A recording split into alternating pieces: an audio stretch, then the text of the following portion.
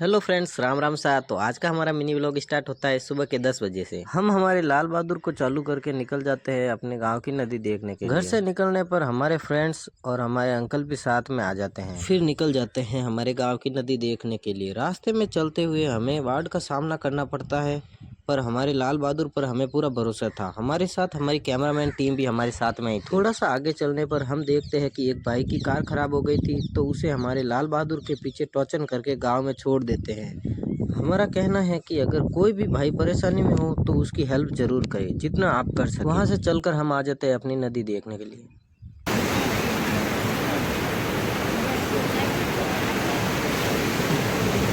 नदी देखने के बाद हम हमारे गांव के तालाब का भी निरीक्षण करते हैं, जो फुल भर गया था।